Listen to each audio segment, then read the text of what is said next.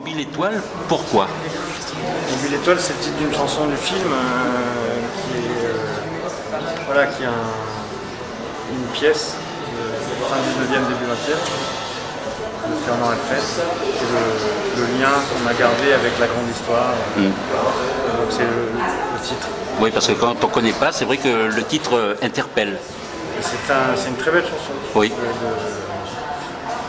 Qui a été composée à cette époque-là et qui est très spéciale, Bon, on l'a retravaillé, parce que Jérôme Lemonnier, qui est compositeur de la musique, l'a retravaillé. Parce que c'était très Troisième République, un peu Alors on va en reparler de cette musique, parce que c'est vrai que pour ma part ça m'a surpris, mais je vais vous expliquer pourquoi après.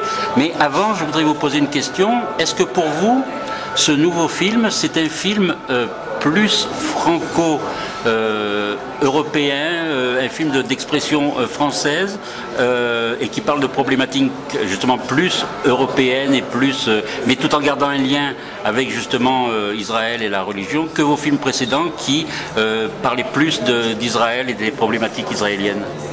C'est un film qui se passe au Québec déjà. Oui, voilà. C'est un film dans la francophonie, en interne de la francophonie.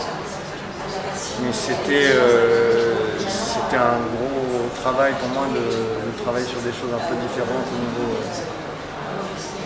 au niveau de la question des identités, qui est une question qui s'est beaucoup abîmée.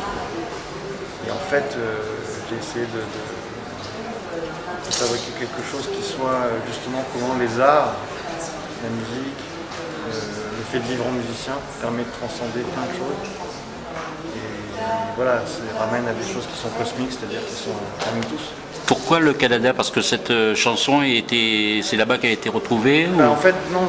Le Canada, ce qui m'a intéressé, c'est que c'est un lieu qui travaille sur la musique sacrée sans le côté cultuel. Ils ont des marathons de chorales sacrées. Ils ont comme un lien sociétal qui leur permet d'explorer toutes les musiques du monde. À partir du moment que c'est de la musique comme ça, donc il y a un truc très spirituel dans la façon dont ils abordent les choses, qui est très différent des problématiques identitaires justement. Et donc quand j'ai découvert la façon dont ils traitaient la musique sur place, je me suis dit c'est exactement dans un endroit comme ça que je ferais, puis ça me permettait aussi de raconter l'histoire d'un destin d'une femme qui serait peut-être exilée de France, qui raconterait comment elle garderait son héritage, que faire des héritages, des patrimoines, des passés, que faire de ce qui nous précède.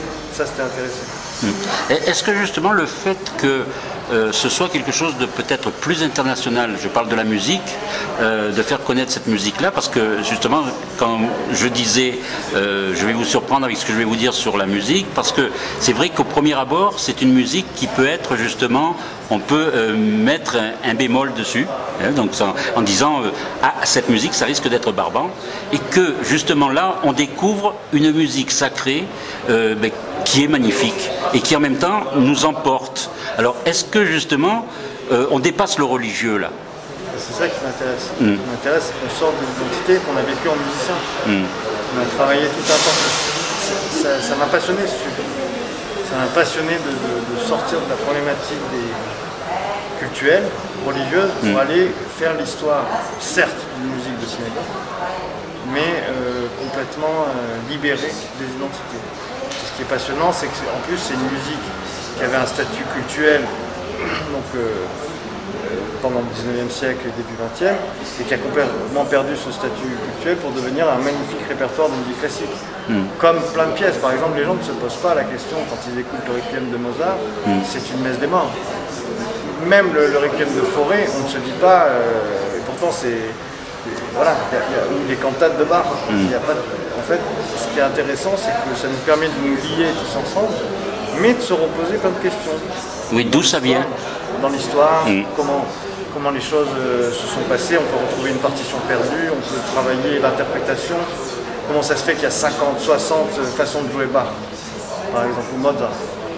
Pareil, là c'est un travail, et c'est de la musique de l'école française, en tout cas qui se passe dans cette époque-là, et qui, sortie du cultuel, devient complètement voilà, des œuvres d'art, on les découvre et on voit l'énergie qu'il faut pour leur donner ce statut d'œuvre d'art. Et adapter justement chacun à sa façon, parce qu'il y a un conflit dans le film justement que vous montrez avec justement ceux qui veulent garder l'authenticité soi-disant de l'œuvre et l'interprétation qu'on peut en faire, et tout en modernisant. Voilà, les chemins croisés, et tout en modernisant, parce que c'est un groupe aussi, c'est l'histoire d'une femme qui va apporter cette musique, mais elle est avec son mari, donc c'est déjà une traduction entre eux très forte, entre un pianiste et une chanteuse, c'est toujours extraordinaire. Et puis ensuite, il y a les nouveaux arrivants, ceux qui s'en vont, le groupe, et même les gens qui travaillent dans les locaux, pour essayer de donner une énergie renouvelée. Et voilà, moi je trouve que c'est assez beau de parler d'un passé dans un présent sans être nostalgique. On ne se pose pas la question de la nostalgie, on se pose la question de que faire de ces choses-là et comment le faire, comment bien les faire. Ça c'était une grande découverte. Et comment les faire communiquer aussi. Voilà, bien le faire, comment bien faire, comment bien prendre ces choses-là et comment bien les faire. Alors, vous vous intéressez à cette musique depuis longtemps ou c'est pour le film que... Parce que, et le morceau aussi, est-ce que c'est un morceau qu'on a retrouvé spécialement pour le film ou... Non, alors il y a un compositeur qui a travaillé sur ces musiques. On a fait de la musicologie d'abord. On est allé à l'Institut des musiques juives européennes. On a épluché Ravel, Alphen, Milo pendant des jours et des jours. On a découvert des trésors de musique classique. Incroyable, des choses, par exemple Mobile Étoile, c'est un morceau qui pourrait avoir qui aurait pu avoir une carrière à l'époque. Ben, il va peut-être en avoir maintenant. Et puis on s'est amusé à travailler sur ces partitions, etc. Et après on a fait un atelier, on a repris les textes en hébreu, on les a retraduits en français avec Emmanuel Moses, et on a fait des musiques originales. Donc on est reparti des règles établies par Ravel, Milo, toute l'école française en fait. Et ça a été un voyage musical énorme, on a traversé 100 ans de musique. Et ça a pris du temps? Ben, ça a été à la fois, on a été très efficace, en même temps on était très emporté parce qu'on était vraiment dans une urgence de découvrir, de faire, d'apprendre vite. Et on a découvert aussi que c'était une époque extraordinairement au moment de la laïcisation. Les poèmes par exemple qui étaient mis en musique à l'époque, à cette même époque, en fait garder de la spiritualité, parce que souvent les musiciens venaient de la musique religieuse et allaient vers la laïcité, notamment sur des poèmes complètement libérés de tout. Et c'était passionnant, du coup on s'est posé des questions sur des choses sur lesquelles on ne se serait jamais intéressé. Ça, une fois arrivé à Montréal, Jérôme a fait comme un compositeur de musique, c'est-à-dire qu'il n'a pas dirigé les musiciens. On s'est auto-dirigé avec le groupe qu'on a créé à Montréal, une magnifique équipe artistique. Et nous avons adapté ça comme si nous étions montréalais, qu'on avait été là-bas depuis 20 ans, et qu'on a fait le travail de ces gens-là, on a enregistré ces musiques pour les travailler. Et on a eu des problèmes d'interprétation, de réflexion, d'accent. Comme dans le film. Voilà, c'était passionnant. C'était passionnant de découvrir les magnifiques musiciens comme Nathalie Choquette, comme Dominique Bouliane, comme Félicia Schumann qui ont chanté tout ça, comme Éléonore Lagacé, qui est la jeune femme qui joue en film. Et on a eu tout le travail aussi de préparation de Géraldine pendant tout le long. C'était un énorme travail de mise en condition d'une chanteuse lyrique de bon niveau. Oui. Il a fallu... quand même la coacher. Voilà, elle a été coachée à Paris par une femme extraordinaire qui s'appelle Mavaroum, et Charlotte qui lui a appris le piano. Et ensuite elle est arrivée à Montréal et elle était prête comme ça à pouvoir faire ça. Avec les films que vous avez faits, donc il y a des films qui ont été présentés à Cannes. Celui-ci, il arrive trop tôt, hein, c'est dommage. Mais est-ce que vous pensez que ce film-ci, Mobile Étoile, est un film qui est le plus universel de tous vos films? Ça, je ne sais pas, je ne peux pas le savoir. Vous n'avez pas encore le recul pour savoir par rapport à l'impact? C'est intéressant parce que justement on parlait de l'idée de cette musique, etc., qui peut tous nous relier, etc. Mais le problème du mot universel, c'est que c'est un mot valise un peu, et on ne sait pas comment le définir. Alors moi je me dis, peut-être qu'au-delà de notre monde, il y a... Voilà, c'est vrai, on peut parler de l'univers, mais alors l'univers, c'est des... Voilà. Est-ce que...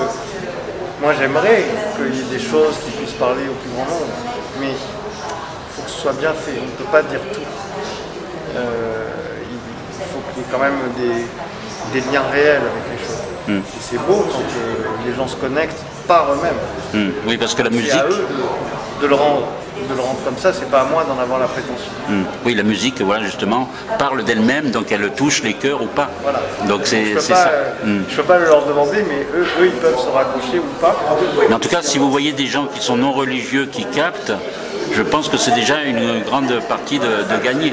Mais voilà. Je pense que même les gens religieux... Oui, voilà, aussi. Non, mais je dis ça parce que les non religieux... Parce que, en fait, c'est aussi l'idée de plein de choses qui se sont passées, qui sont des strates d'histoire. Donc c'est intéressant de voir comment ces gens-là, tous différents, peuvent appréhender ça. Voilà. Non mais je disais ça, non religieux, parce que justement c'est...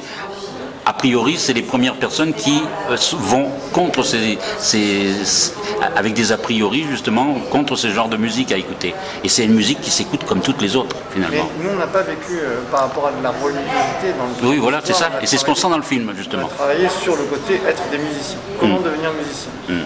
Comment transcender justement le côté imitation du divin par le culte dans un autre niveau pour aller vers un art. Et comment c'est une musique qui émancipe, à la fois sa chanteuse, et comment elle peut nous amener à une libération, si on la travaille bien, c'est-à-dire qu'on travaille à la fois les mots, mais aussi les intentions, et comment les choses peuvent nous traverser comme ça, avec de l'évidence. En même temps, la création, on se rend compte qu'elle est aussi difficile au Canada qu'en France, parce qu'on pourrait croire que ça se passe en France, cette question de subvention, cette question de combat. C'est difficile pour les artistes. D'abord parce que les gens qui habitent les conservatoires, les écoles, les lieux de réflexion et d'études sont le socle de la pensée. Que malheureusement, la coquille existe, mais peu de gens l'habitent. Donc c'est un petit peu triste aujourd'hui par rapport à ça. En fait, la vraie révolution culturelle, il faut la faire à l'envers. Il faut reprendre d'assaut les lieux de réflexion, les bibliothèques, les cinémas qui sont à moitié vides, toute cette magnifique structure. Et pareil, en la réhabilitant, qu'est-ce qui s'y passerait? On serait obligé de produire, on serait obligé de créer, on serait obligé de réfléchir. Et ça crée du vivre ensemble, et ça crée des choses incroyables. Oui, parce qu'aujourd'hui, c'est vrai que la culture est un peu considérée comme un produit qu'on jette, c'est-à-dire qu'on utilise et qu'on jette en général, quoi. Mais c'est vrai qu'heureusement qu'il y a encore des artistes pour nous proposer des films comme ça, des pièces de théâtre de certaines façons aussi, des œuvres d'art même de musique, parce que c'est vrai que la musique est devenue, et l'art et surtout, est devenu de la consommation. Oui, on est passé... Mais en même temps, voilà, il y a plein de belles choses qui se font aussi, heureusement. Et on s'en rend compte justement quand on tombe sur un film comme ça, moi je peux le dire. Donc parce que c'est vrai que ça vous prend et que... Il y a plein de choses qui se passent, les gens ils font un beau travail, c'est juste que ça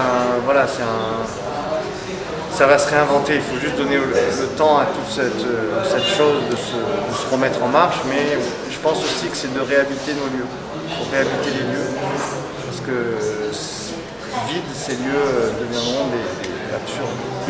Est-ce que les artistes ne sont pas les plus grands combattants au monde pour arriver justement à créer quelque chose? Je ne sais pas, est-ce que vous... Non, je ne suis pas à la mesure de comprendre ça. Non, parce que c'est un combat à chaque fois pour...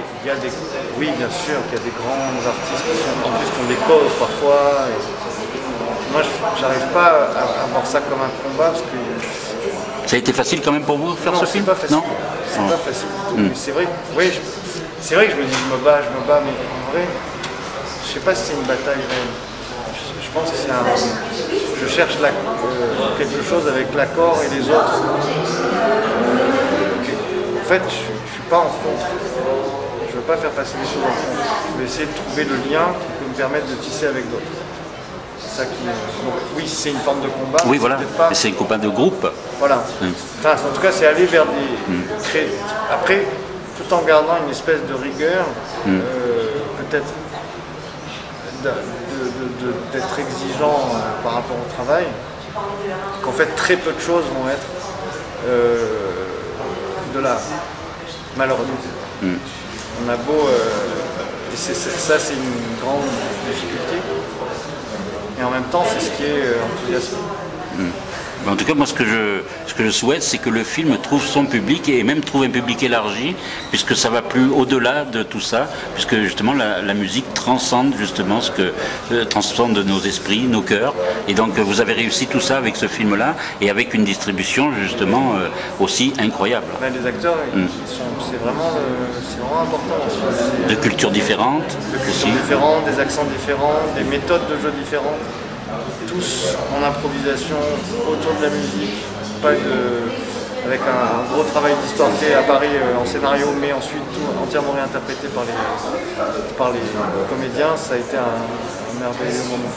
En tout cas, c'est un beau travail. En tout cas, on peut dire qu'on est content que ce film existe. Merci beaucoup. Raphaël Nadjari, merci beaucoup. Vous nous préparez quelque chose d'autre déjà il faut se remettre à écrire. Oui, parce que c'est la première fois que vous mettez autant de musique dans un film? Non, parce que je ne me souviens plus. Des scènes de musique, oui. C'est la première fois. Voilà. C'est agréable à filmer? C'est fort. Oui. Bien, en tout cas, on vous remercie. Et le film sort le 27 avril. Voilà. En tout cas, nous, on vous remercie. Donc, Mobile Étoile. Donc, c'est un très beau film qu'il ne faut pas manquer. Merci. Merci.